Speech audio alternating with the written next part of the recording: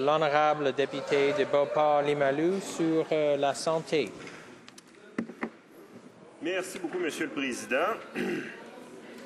Alors, écoutez, c'est un grand plaisir de me lever en cette chambre au milieu de la nuit pour pouvoir aborder un sujet qui préoccupe énormément les gens dans Limoilou. Un sujet, d'ailleurs, qui va faire que ce dimanche 2 juin, une grande manifestation rassemblant un grand nombre de citoyens inquiets, manifestation dont je fais partie, d'ailleurs, dont je vais être partie prenante, va marcher dans les rues de Limoilou pour montrer leur inquiétude, leurs soucis et leur volonté surtout d'apporter une solution à ce problème.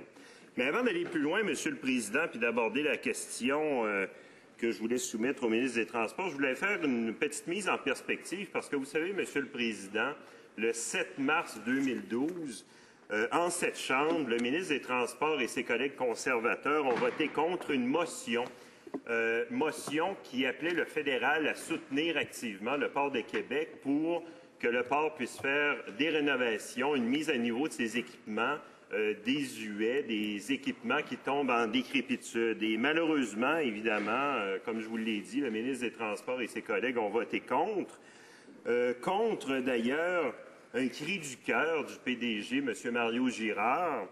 C'est assez ironique de voir que dans la dernière réponse que le ministre des Transports m'avait fournie en cette Chambre, malheureusement, le ministre des Transports, malheureusement pour M. Girard, le ministre des Transports a montré une confiance absolue vis-à-vis du PDG du Port de Québec ainsi que vis-à-vis du président du conseil d'administration, M. Éric Dupont.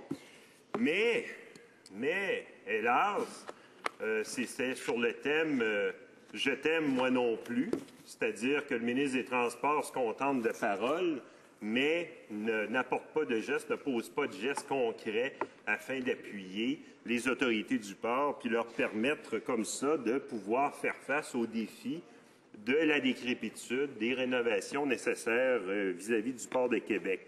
Alors, Monsieur le Président, il y a évidemment une suite logique, une filiation évidente entre cette action que j'avais posée il y a ça plus d'1 an, presque 2 ans, c'est-à-dire de déposer en cette Chambre une motion en appui au port de Québec, et le problème qui a éclaté l'automne dernier avec la contamination par la poussière de nickel. Et le ministre des Transports, après s'être moqué du représentant légitime de la population de Beauport-Limoilou, qui amenait en cette Chambre des données factuelles, en fait, qui amenait en cette Chambre les preuves d'une situation vraiment anormale, tout ce que le ministre des Transports a fait, ça a été de railler ce qui était légitime, ce qui était fondé. Et depuis ce temps, le ministère de l'Environnement du Québec a établi clairement que c'était le port de Québec qui était la cause de la contamination et le directeur de la santé publique a établi clairement que c'était un grave problème de santé publique qui affectait presque 20 % de la population de Limoilou. Alors, comment le ministre des Transports peut-il manquer autant de respect vis-à-vis de la population de Beauport-Limoilou et ignorer ses inquiétudes? L'honorable secrétaire parlementaire du ministre des Ressources humaines. Merci. À la demande du député de Beauport-Limoilou, je suis ravie de parler des efforts de Transport Canada dans l'affaire de la région de Limoilou. Tout d'abord, nous travaillons en collaboration étroite avec l'administration portuaire de Québec, responsable de la gestion des infrastructures dont elle est responsable. Transport Canada, avec l'administration portuaire de Québec, a identifié les sources de ces émissions de la région de Limoilou et a mis en œuvre des mesures pour limiter tout ça.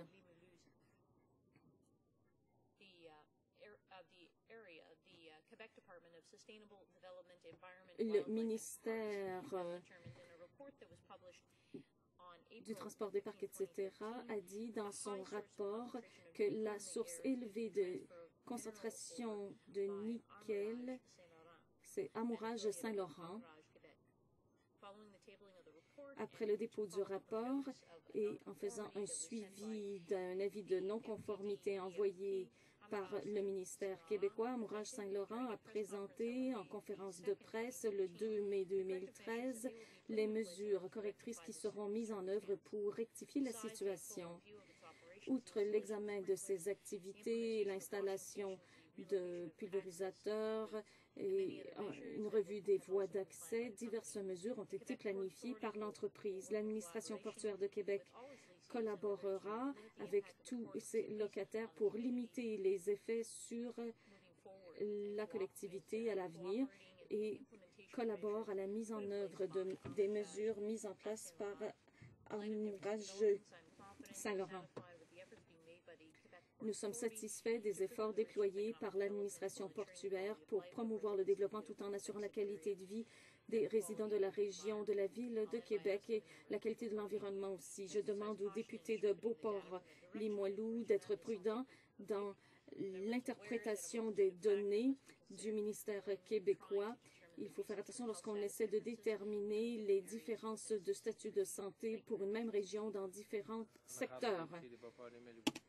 Monsieur le Président, je crierais presque victoire d'entendre la confirmation de ce que je maintenais depuis des mois et des mois, simplement en relayant ce que la population avait pu observer, en fait certains citoyens particulièrement soucieux de leur santé.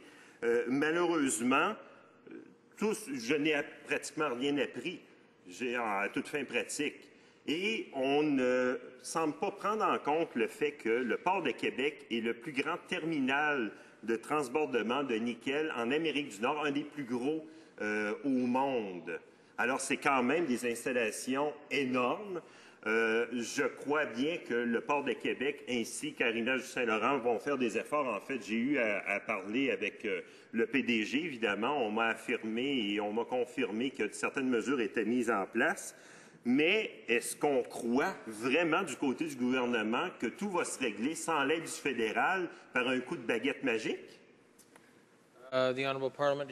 L'honorable secrétaire parlementaire. Merci, Monsieur le Président. Comme je l'ai dit plus tôt, Transport Canada fait un suivi de la situation de près et il y a des efforts de collaboration des divers intervenants et cela montre l'importance qui a été accordée à l'identification de la source de nickel. J'invite le député de Beauport-Limoilou à la prudence dans l'interprétation des données qui viennent de la Direction de la santé publique. Je dois insister sur le rôle important joué par les administrations portuaires dans le développement du pays, qui travaillent avec divers partenaires. Les administrations portuaires peuvent mettre en œuvre les mesures nécessaires à l'expansion économique tout en protégeant l'environnement. Merci beaucoup.